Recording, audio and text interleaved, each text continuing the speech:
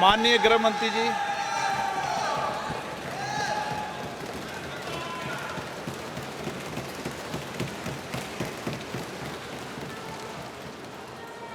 माननीय अध्यक्ष जी, सबसे पहले मैं आपका धन्यवाद करना चाहता हूं कि एक युग बदलने वाले विधेयक पर बोलने के लिए आपने मुझे अनुमति दी है। माननीय अध्यक्ष जी, संविधान को संशोधित करने वाले 128वें संविधान संशोधन के समर्थन में बात करने के लिए मैं यहां खड़ा हुआ हूं। माननीय अध्यक्ष जी,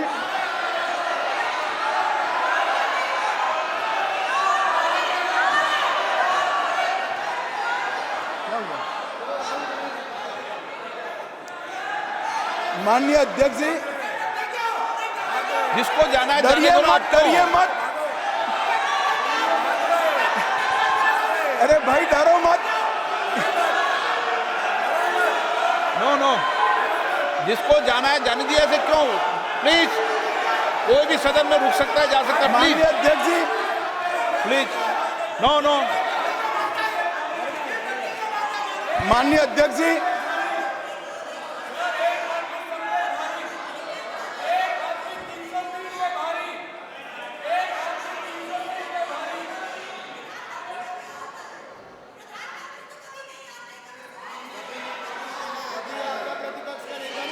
माननीय गृह मंत्री जी। माननीय अध्यक्ष जी,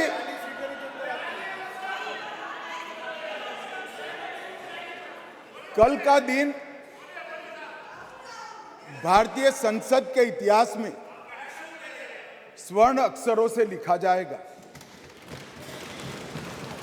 कल गणेश चतुर्थी थी, कल संवत्सरी थी, कल नए सदन का पहली बार कार्य का श्री गणेश हुआ और कल ही के दिन वर्षों से जो लंबित था वो महिलाओं को आरक्षण अधिकार देने का बिल इस सदन में पेश हुआ। माननीय अध्यक्ष जी, आपके माध्यम से मैं इस सदन के नेता और देश के प्रधानमंत्री श्रीमान नरेंद्र मोदी जी को हृदय से साधुवाद देना चाहता हूं कि 140 करोड़ की आबादी में 50% जिसका हिस्सा है वो मातृशक्ति को सच अर्थ में सम्मानित करने का काम माननीय प्रधानमंत्री जी ने किया। माननीय अध्यक्ष जी, ये जो संविधान संशोधन है, ये संविधान संशोधन जैसे ही दोनों सदन सबके सहयोग से पारित करते हैं, उसके साथ ही देश की लोकसभा और देश के सभी राज्यों की विधानसभाओं में 1/3 स्थान मातृशक्ति के लिए आरक्षित हो जाए। इसलिए ये बिल के अंदर अनुच्छेद 239 ए जो दिल्ली की विधानसभा से संबंधित है, उसमें बदलाव लेकर मेरे साथी मंत्री मेघवाल जी आए हैं। नया अनुच्छेद 330 ए जो लोकसभा में 1/3 मातृशक्ति का आरक्षण करेगा। नया अनुच्छेद 332 ए जो राज्यों की विधानसभा में 1/3 मातृशक्ति का आरक्षण करेगा और इसके साथ साथ एससी और एसटी वर्ग के लिए जितनी भी सीटें रिजर्व है उसमें भी 1/3 सीटें मातृशक्ति के लिए आरक्षित हो जाएगी।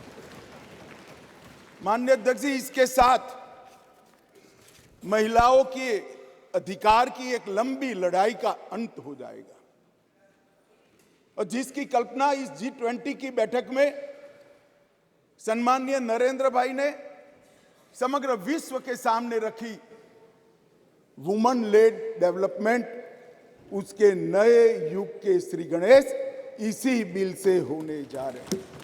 क्योंकि अब इस देश की माता, इस देश की मातृशक्ति, इस देश की बेटी न केवल नीतियों के अंदर अपना हिस्सा पाएगी, नीति निर्धारण करने में भी अपने पद को सुरक्षित कर पाएगी।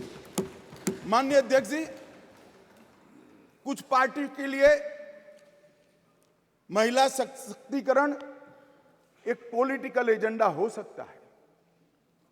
कुछ पार्टियों के लिए महिला सशक्तिकरण, माननीय अध्यक्ष जी, एक राजनीतिक मुद्दा हो सकता है।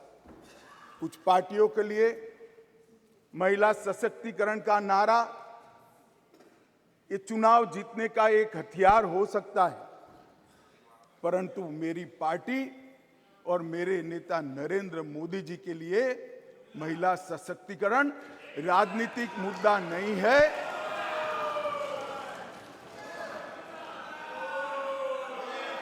फिर से सुनिए, मेरी पार्टी और मेरे नेता नरेंद्र मोदी जी के लिए महिला सशक्तिकरण राजनीतिक मुद्दा नहीं, मान्यता का सवाल है, मान्यता का सवाल। माननीय अध्यक्ष जी, किसी भी सिद्धांत के लिए किसी व्यक्ति या संस्था इसका आकलन करना है कि सिद्धांत के प्रति मान्यता कितनी दृढ़ है, तो कोई एक घटना, कोई एक कदम से नहीं बनाया जा सकता। प्रधानमंत्री नरेंद्र मोदी जी जब संगठन का काम करते थे, भारतीय जनता पार्टी के संगठन महासचिव थे गुजरात प्रांत के, और गुजरात में भारतीय जनता पार्टी की वडोदरा कार्यकारिणी हुई थी। उस ऐतिहासिक कार्यकारिणी में मोदी जी के रोल के कारण ही भारतीय जनता पार्टी के संगठनात्मक पदों में 1/3 रिजर्वेशन माताओं के लिए किया गया। और ऐसा करने वाले मैं गर्व से कह सकता हूं कि मेरी पार्टी सबसे पहली पार्टी है और मेरी पार्टी सबसे अंतिम पार्टी। माननीय अध्यक्ष जी, मोदी जी जब मुख्यमंत्री थे, ढेर सारे लोगों को मुख्यमंत्री रहते हुए ढेर सारी भेंटें मिलती हैं। ज्यादा से ज्यादा सभी लोग इसको तोशा खाना में आरक्षित रखवा देते हैं। मोदी जी ने उस वक्त निर्णय किया था और सार्वजनिक घोषणा भी की थी कि जितनी भी भेंट आएगी उसका ऑक्शन होगा और वो बच्चियों की पढ़ाई लिखाई के लिए खर्च किया जाएगा। माननीय अध्यक्ष जी, सीएम रहते हुए भी उनको प्रधानमंत्री देश की जनता ने चुना। 2014 में उनको प्रधानमंत्री पद के प्रत्याशी घोषित करने के बाद चुनाव हुआ और 30 साल के बाद इस देश की महान जनता ने पूर्ण बहुमत की एक सरकार मोदी जी के नेतृत्व में बनाने का मैंडेट दिया। और जब सरकार बनाने का समय आया, तब मोदी जी का स्वाभाविक था कि मुख्यमंत्री पद से इस्तीफा देना, और इस्तीफा देने के बाद ही वो प्रधानमंत्री बन सकते थे। तो मुख्यमंत्री पद से जब मोदी जी ने इस्तीफा दिया, तब इनके बैंक अकाउंट में माननीय अध्यक्ष जी, भाई उनको जवाब न दो। इनके बैंक अकाउंट में जितना भी मुख्यमंत्री की तनख्वाह से और जितना भी पैसा बचा था, वो सारा का सारा गुजरात सचिवालय की वर्ग 3 और 4 के कर्मचारियों की बच्चियों की पढ़ाई लिखाई के लिए। माननीय अध्यक्ष जी, इसके लिए कोई सर्कुलर नहीं था, इसके लिए कोई कानून नहीं बनाया था। यही मोदी जी थे जब गुजरात के मुख्यमंत्री थे तब बेटी बचाओ बेटी पढ़ाओ का नारा देश भर में दिया और गुजरात में उनके प्रयासों से जन जागृति के माध्यम से कोई कानून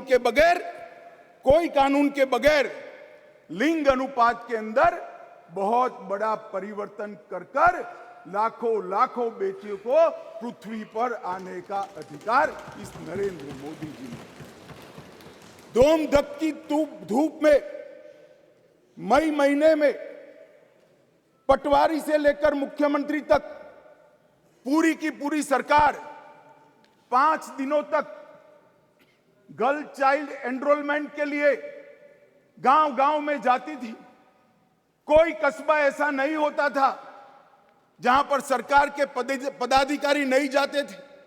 पंच, सरपंच, जिला पंचायत के सदस्य, तहसील पंचायत के सदस्य, विधायक, सांसद, मुख्यमंत्री, मंत्री सभी लोग जाते थे और बच्चियों को पढ़ाने के लिए, उनके एनरोलमेंट के लिए और ड्रॉप आउट रेशियो के कम करने के लिए, उनको फिर से पुनः दाखला दिलाने के लिए गांवों में निवास करते थे। माननीय अध्यक्ष जी, बेटी बचाओ बेटी पढ़ाओ, इसका परिणाम क्या था? एक और तो लिंग अनुपात में बहुत बड़ा अंतर आया और दूसरी ओर कांग्रेस पार्टी जो लेगेसी छोड़कर गई थी गुजरात में, उसमें प्राइमरी एजुकेशन में 37% ड्रॉप आउट रेशियो था और मोदी जी जब मुख्यमंत्री से प्रधानमंत्री बनने के आए तब वो 30% ड्रॉप आउट रेशियो घटकर 0.70%।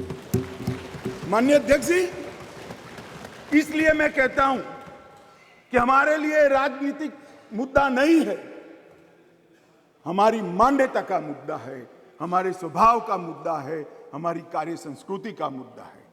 माननीय अध्यक्ष जी, जहां तक नरेंद्र मोदी जी की केंद्र में सरकार बनी, ये कह रहे हैं कि पहले भी हुआ था, पहले रोक लिया गया, ये सब बातें तो मैं बाद में बताता हूं, परंतु ये जो महिला सशक्तिकरण की बात है, ये संविधान संशोधन से जुड़ी हुई नहीं है। महिलाओं के लिए सुरक्षा, सम्मान और सहभागिता, ये तीनों चीजें जिस दिन मोदी जी ने इस देश के प्रधानमंत्री पद का शपथ लिया, जिस दिन से भारतीय जनता पार्टी की सरकार बनी, इस सरकार का श्वास और प्राण दोनों बने हुए हैं। माननीय अध्यक्ष, कई ऐसी चीजें हैं जो हुई है। आज मैं कहना चाहता हूं माननीय अध्यक्ष जी, जिस दिन मोदी जी इस देश के प्रधानमंत्री बने, इस देश के 70 करोड़ लोग ऐसे थे जिनके घर में बैंक अकाउंट नहीं था।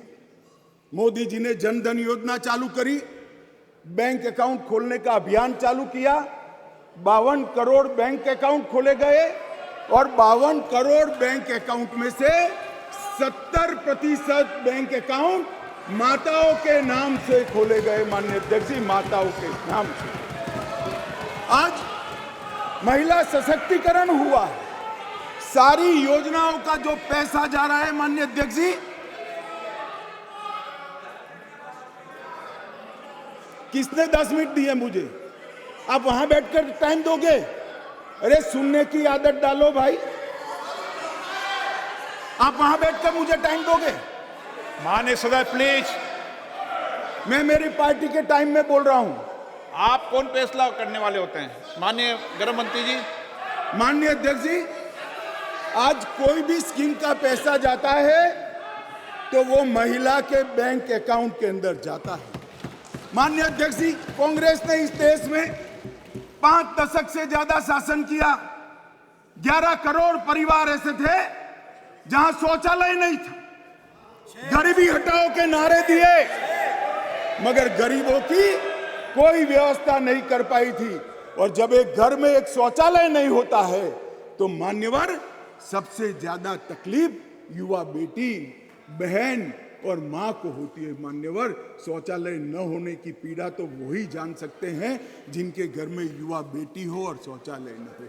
11 करोड़ घर ऐसे थे जिनके घर में शौचालय नहीं था, मोदी जी ने पहले 5 साल के अंदर ही 11 करोड़ 72 लाख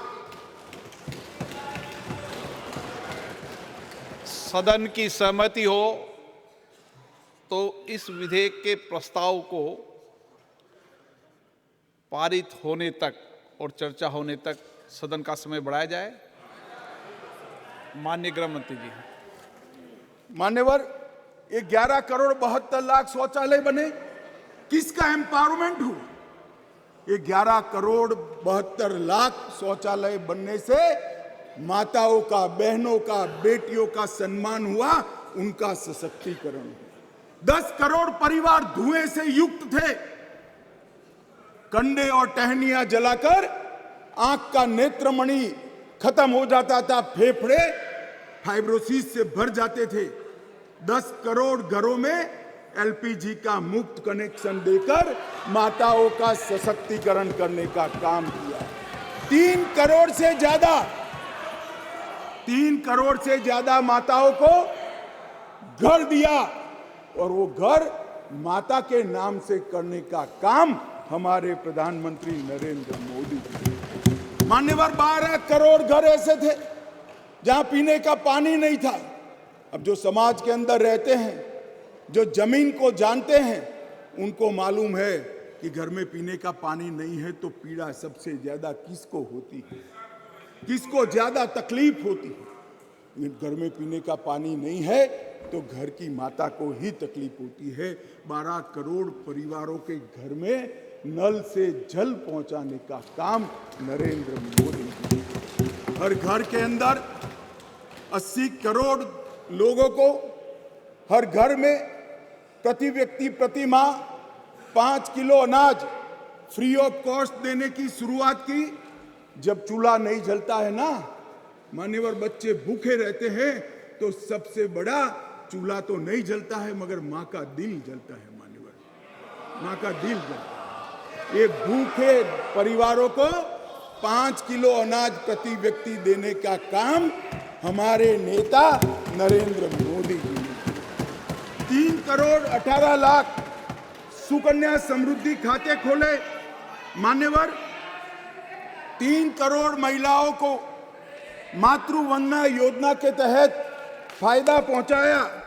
मान्यवर, लगभग 26 सप्ताह का मातृत्व अवकाश, पेड मैटरनिटी लीव देने का काम हमारे नेता नरेंद्र मोदी जी ने। और एम्पावरमेंट क्या होता है माननीय अध्यक्ष जी? आज दुनिया भर में विमान उड़ाने वाले पायलट में महिलाओं की संख्या 5% है, भारत में 15% है, और 10 साल में बढ़ेगी। इसको एम्पावरमेंट। मान्यवर, हम ये जो बिल लेकर आए हैं,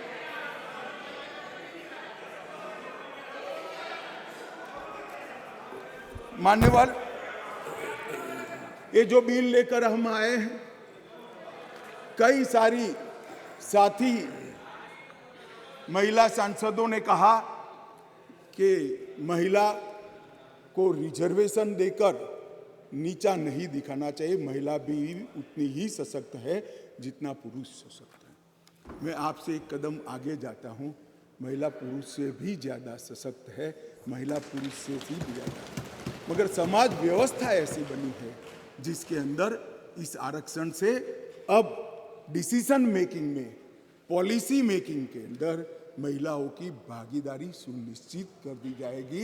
ये सम्मान करने के लिए एक आरक्षण है। मान्यवर, इस देश में जो भी रहता है, जिसकी जड़ें भारत से जुड़ी है, वो कोई भी महिला को कमजोर उबारने की गलती नहीं कर सकता।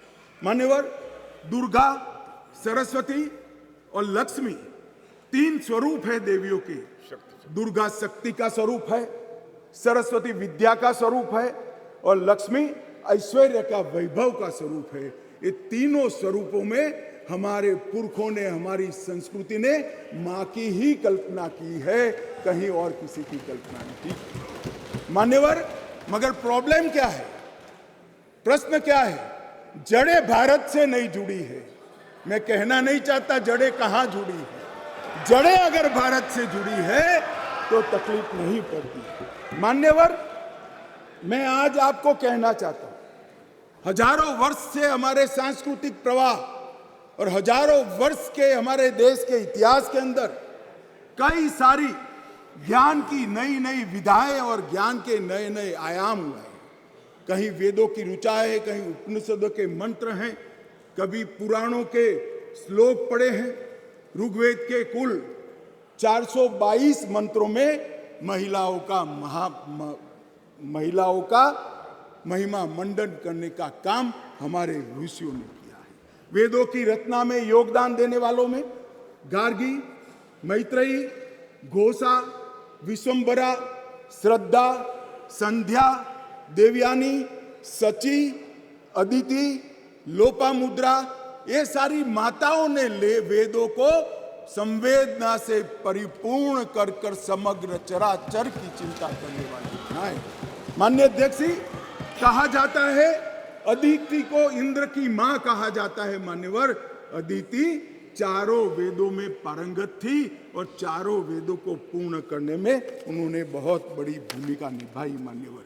मान्यवर, शासन की बात करें तो 10वीं शताब्दी में कश्मीर की रानी दिद्दा, कातकीय वंश की रुद्रमा 13वीं शताब्दी में रानी दुर्गावती, शिवाजी को शिवाजी बनाने वाली जिजाऊ, रानी चेन्नम्मा, महारानी अब्बका और महारानी लक्ष्मीबाई को इस देश का समाज और इतिहास कभी भूल नहीं सकता।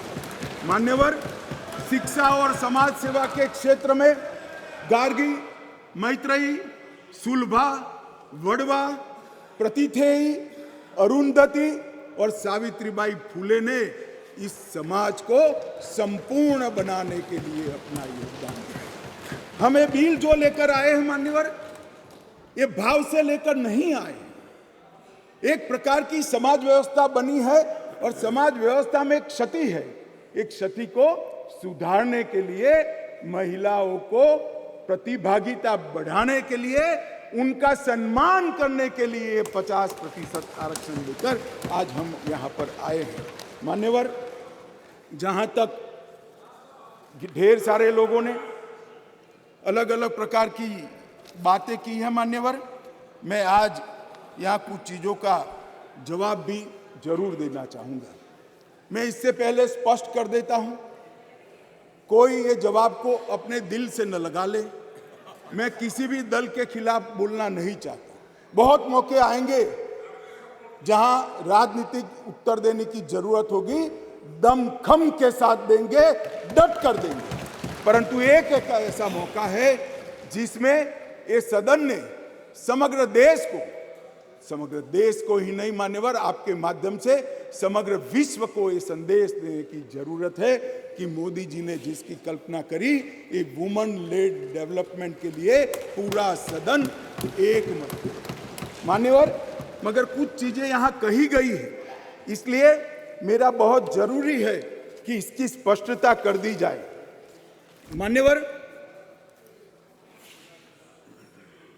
मान्यवर, ये जो प्रयास है, ये वो 5वां प्रयास है। पहली बार ये महिला आरक्षण बिल नहीं आ रहा है, पहली बार ये संविधान संशोधन नहीं आया है। तो क्या हुआ वो 4 संविधान संशोधनों का? क्यों आज मोदी जी ने लेकर आना पड़ा? देवगौड़ा जी से लेकर मनमोहन सिंह जी तक, बीच में 2 बार अटल जी ने, 4 बार प्रयास हुए, क्यों नहीं हुआ? कौन कारण था? किसके कारण पास नहीं हुआ? क्या प्रयास अधूरे थे? क्या मंशा अधूरी थी? या कुछ लोगों ने इस प्रकार का किया कि आगे हो ही ना पाए? मान्यवर, ये मैं जरूर बताना चाहता हूं।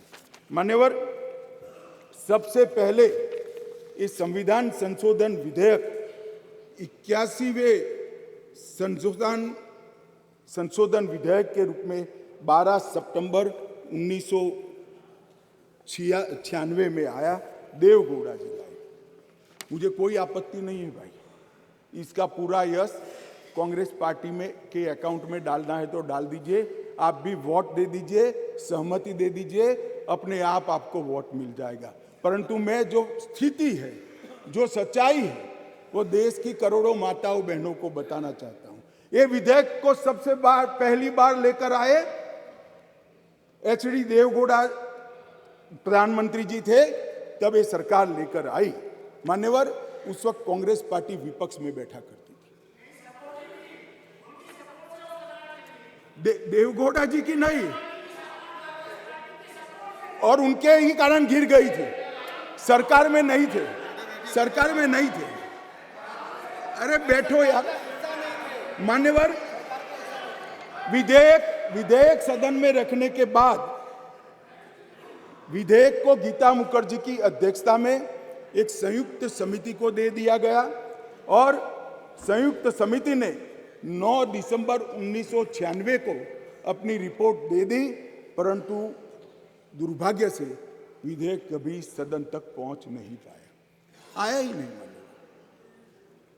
क्या हुआ मालूम नहीं।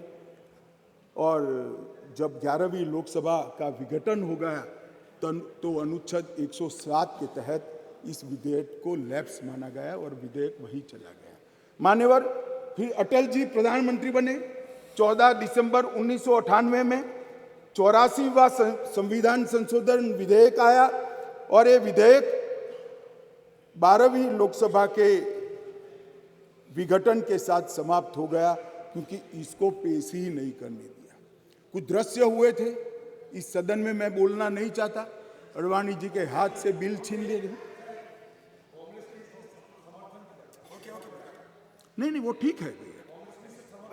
नहीं, अभी भी कर रहे हो ना आप, अभी भी कर रहे हो मान्यवर। और 12वीं लोकसभा के साथ अनुच्छेद 107 के तहत वो विलोपित हो गया। फिर 13वीं लोकसभा में अटल जी ही प्रधानमंत्री थे और हम फिर से बिल लेकर आए और उस पर भी चर्चा नहीं हो पाई। अब किसने नहीं की इसमें मैं जाना नहीं चाहता, क्योंकि आज मैं किसी को दोषारोपण करने के लिए नहीं आया हूं। मगर इस संसद ने, इस सम्मानीय गृह ने कभी न देखे हो इस प्रकार के कुछ दृश्य 13वीं लोकसभा में देखे, जो पुराने अनुभवी सांसद है उन्होंने देखे हैं मान्यवर। और वो भी अनुच्छेद 107 के तहत विलोपित हो गया। इसके बाद में संविधान का 108वां संशोधन डॉक्टर मनमोहन सिंह जी लेकर आए।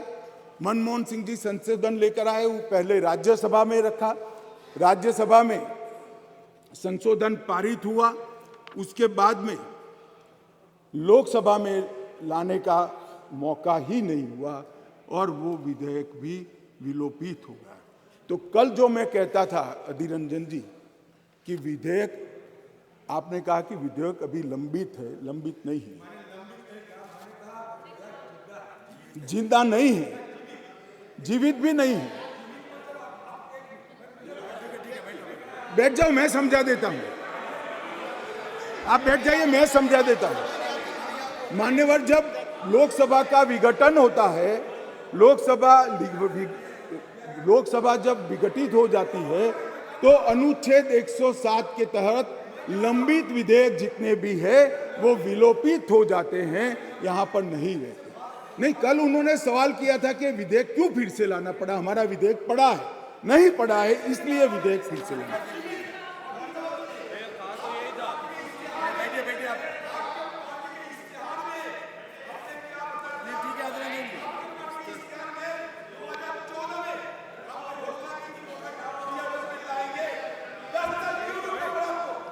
माननीय गृह मंत्री जी, माननीय गृह मंत्री जी, माननीय गृह मंत्री जी को अनुमति नहीं दी आप। मान्यवर, मुझसे 10 साल का हिसाब मांग रहे हैं, अपने 60 साल का हिसाब नहीं देते हैं। अब कौन समझाए, देश की जनता देख रही है। मान्यवर, ये विधेयक 5 बार आया, 4 बार आया, 4 बार पारित नहीं हो पाया। हर बार इस देश की मातृशक्ति को हमारे सदन ने निराश किया है। मैं आज पक्ष विपक्ष के सभी दलों से प्रार्थना करना चाहता हूं कि हम सब एकत्रित होकर ये नई शुरुआत को आज सर्वानुमत से संविधान को संशोधित कर कर मातृशक्ति को आरक्षण देने का मान्यवर, मैंने पहले ही कहा कि मैं कोई राजनीतिक उठापटक या जवाब देना नहीं चाहता, परंतु कई सारे सवाल उठाए गए। हमारी मंशा पर भी सवाल उठाए कि भाई तुरंत अमल में क्यों नहीं लाते, डिलिमिटेशन कमीशन क्यों और 2026 क्यों। मैं सारी चीज़ों का एक एक कर जवाब देना चाहता हूं।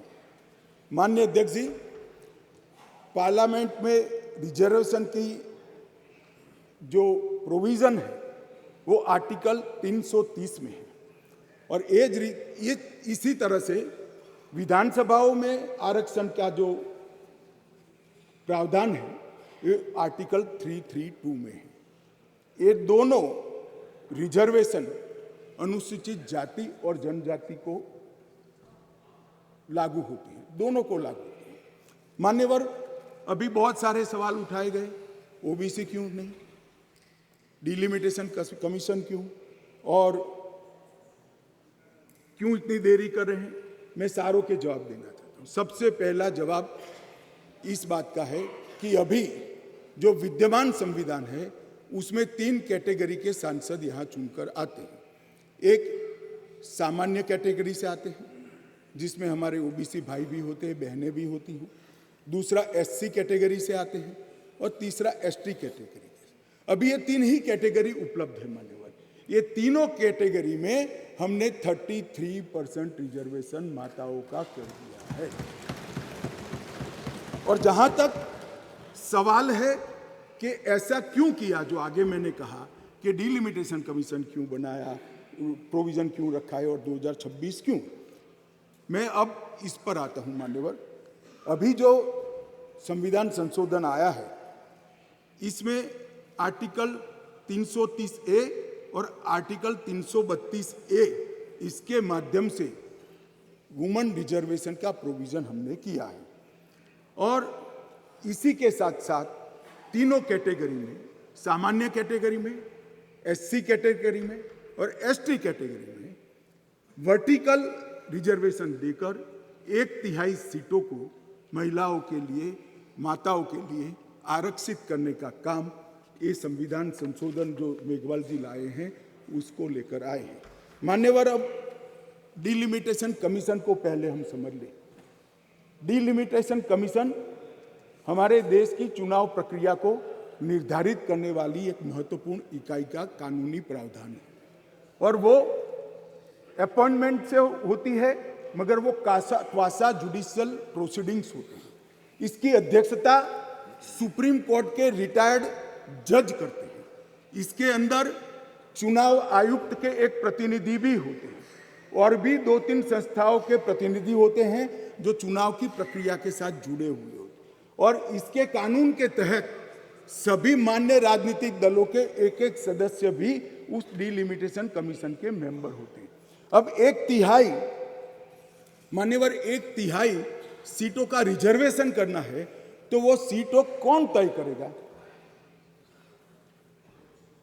ये जो कह रहे हैं क्यों नहीं कर देते, कौन करे? हम करें और फिर वायनाड रिजर्व हो गया है तो आप क्या करोगे? हमको कहोगे कि भाई पॉलिटिकल कर दिया। ओवैसी साहब नहीं, अगर हैदराबाद रिजर्वेशन हो गया, रिजर्व हो गया तो कहोगे कि भाई पॉलिटिकल रिजर्वेशन कर दिया।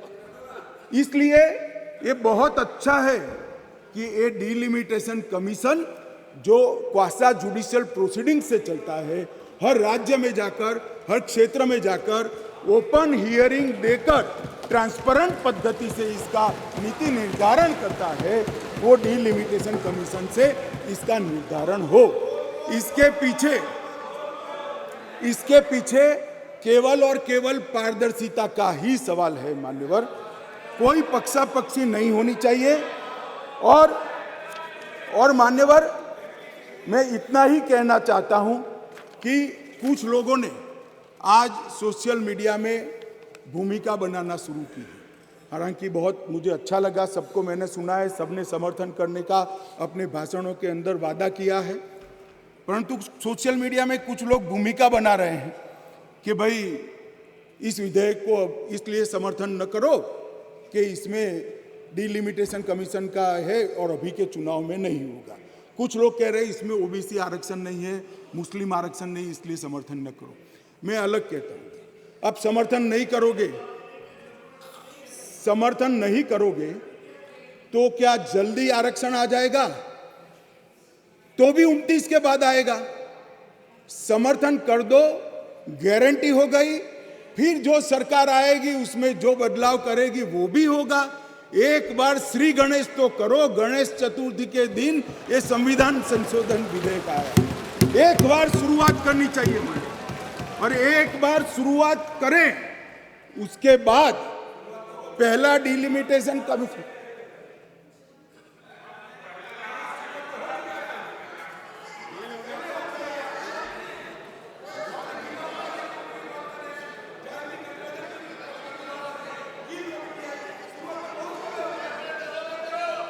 मगर पारित नहीं हुआ मान्यवर, ये कमेटी में रखना ही शुरुआत मानते हैं। इनके जो नारे हैं गरीबी हटाओ जैसे हैं, 50 साल हो जाए मगर गरीबी नहीं हटती।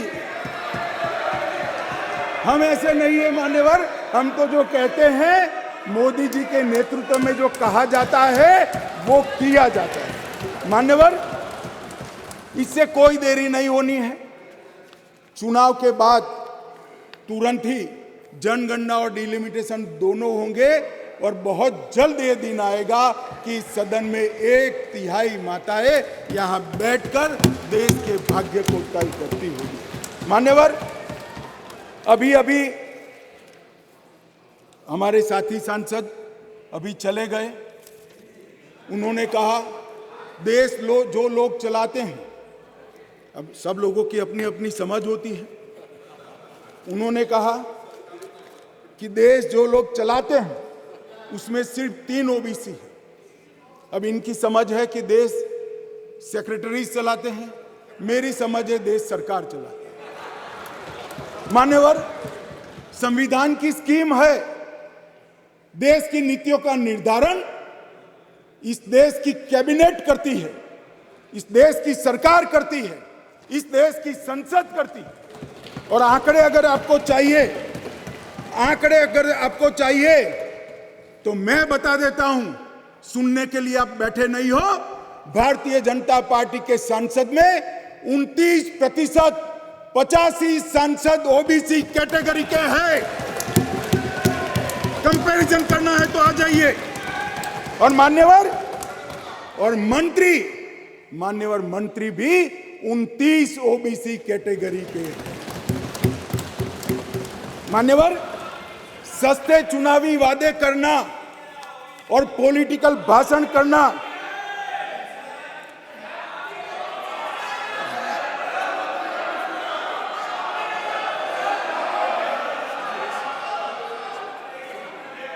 दादा, नए